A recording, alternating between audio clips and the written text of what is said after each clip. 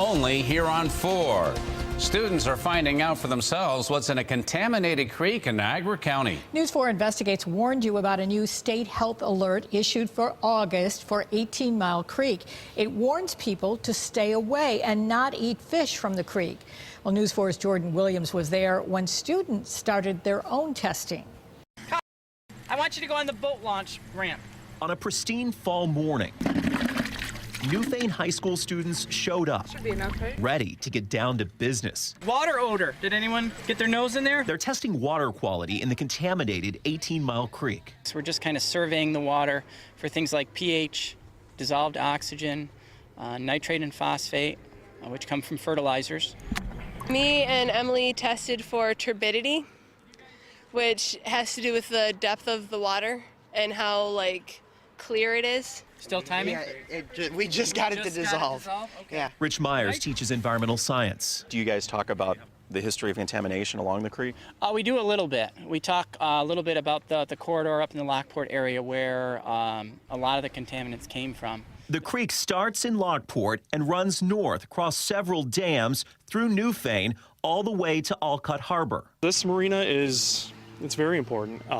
It brings hundreds of thousands of dollars to this community. Scott Scheffler is the marina director. The creek is a favorite for fishermen, despite the danger. You'd be surprised. There's a lot of people from out of town that do eat the fish.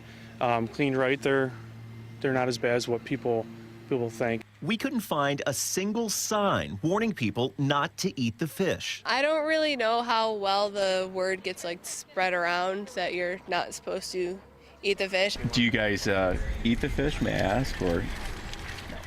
No, we don't eat the fish. A lot of people are not informed on it. Leaders tell us they pass out flyers for fishermen. How much of that contaminated sediment, the stuff of real concern, makes it down the creek? It's not a lot, not as much as what you would think, because there are two dams. So you have the Newfane Dam and the Burke Dam, which kind of act as sediment traps. It's not as bad as it could be. The students' samples show improving conditions here in the harbor. There's still a lot to go, but it's better than when I was younger. Until things are completely clear, these students and their teachers promise to keep watching the water of 18-Mile Creek. In Newfane, Jordan Williams, News 4. Gently, gently. We're not trying to pick up a lot of silt. Now, another group of students from Niagara Orleans BOCES recently visited Wilson Harbor and checked conditions in 12-Mile Creek.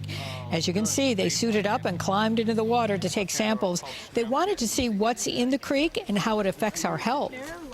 Since I was 5, I've dreamed of being a wildlife conservationist, so I thought it would be cool to become one. And I finally got into the class, and I'm like, yes. What we want to do, though, is for them to take this information, not just hold on to it, but to go on and to do something with what they've learned. Now, GM and a group called Earth Force teamed up to fund this student testing. It's known as the GM Green program.